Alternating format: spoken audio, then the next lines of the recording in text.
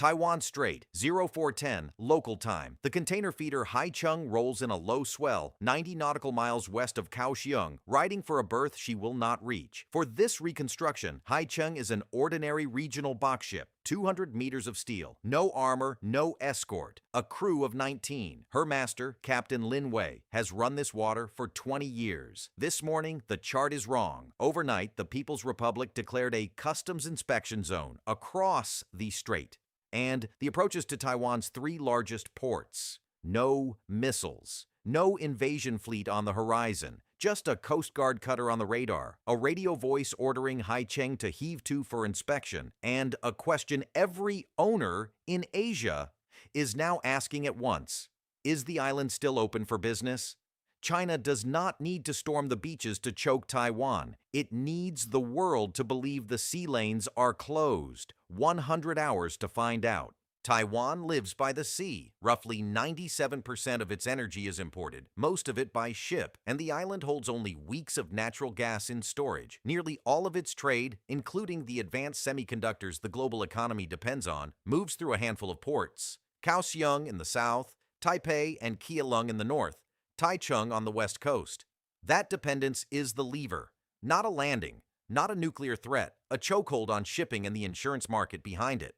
On the other side stands the People's Liberation Army, the PLA, and in particular its Navy, Coast Guard, and rocket force. A blockade lets Beijing apply pressure in steps, each one short of the threshold that would trigger a full Western military response. In this scenario, no one declares war. Beijing calls it law enforcement. Taipei calls it a siege. And 1,000 merchant captains like Lin Wei are left to decide, ship by ship, whether the risk of sailing is worth the cargo in the hold. At 0540, the pressure is procedural, not explosive. A China Coast Guard cutter, white hull, deck gun forward, closes to within a mile of Haicheng and repeats the order, stop for customs inspection. Captain Lin has no good answer, comply, and he concedes that Beijing controls the strait, refuse, and he risks being boarded, detained, or rammed in what the world will later call an accident. Above him, a PLA Navy Maritime Patrol aircraft holds a lazy orbit, feeding the picture back to a command center ashore. The island is not blind. Taiwan's coastal radar and its own Coast Guard track every move, but escorting one feeder ship would mean sending a frigate into a zone designed to provoke exactly that. The first weapon here is ambiguity. Is this a quarantine, a blockade, or theater? International law treats a true blockade as an act of war. Babwati buar,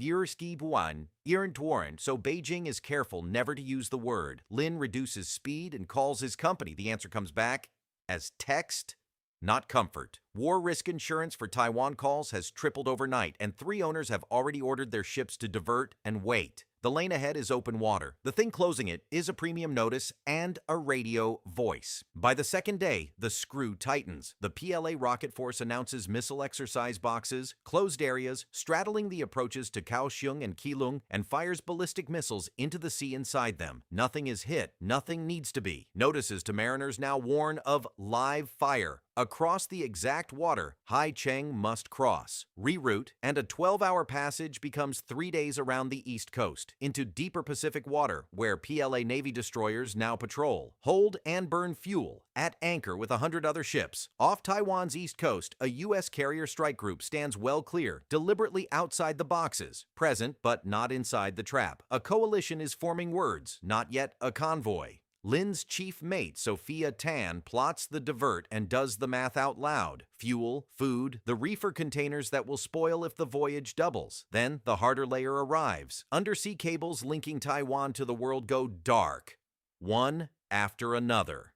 Cut, Taipei says, by anchors dragged by accident across the seabed. Banking slows. Flights thin out. The blockade was never only about Haicheng. It is about confidence. And confidence is leaking from every screen on the island at once. For the next 4 days, the contest is mostly endurance. Tonnage waiting, tank levels falling, premiums climbing. Taiwan opens its strategic reserves and rations diesel to keep hospitals and chip fabs running, because a fabrication plant that loses power can lose a month of production in an hour. A handful of bulk carriers, escorted at a distance by Taiwan's Coast Guard, make a dash for Taichung and get through. Proof the island is not sealed, but also proof that every safe arrival now requires a nerve-wracking gamble.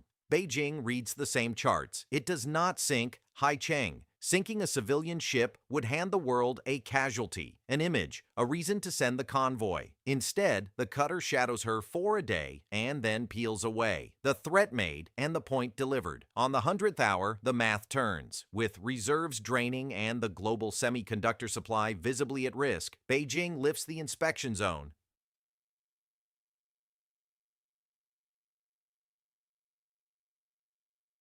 A goodwill gesture.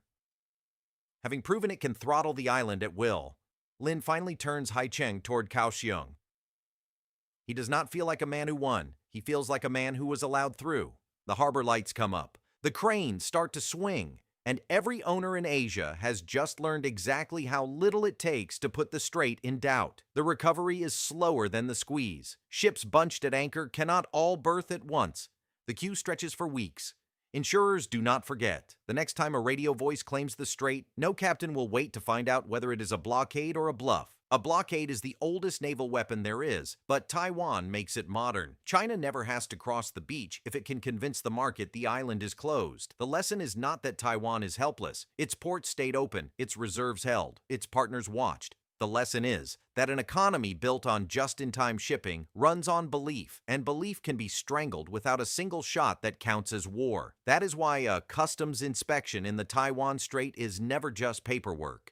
It is a test of who controls the sea lanes that hold up the modern world. The boats may cost less than the cargo. The doubt they create can cost more than a fleet. And while Haicheng finally ties up in Kaohsiung, another captain is already weighing the same radio call at the mouth of the strait. Whether Beijing reaches next for the Coast Guard, the missile box, or the seabed cable is the question we will follow. In another Defense Declassified episode.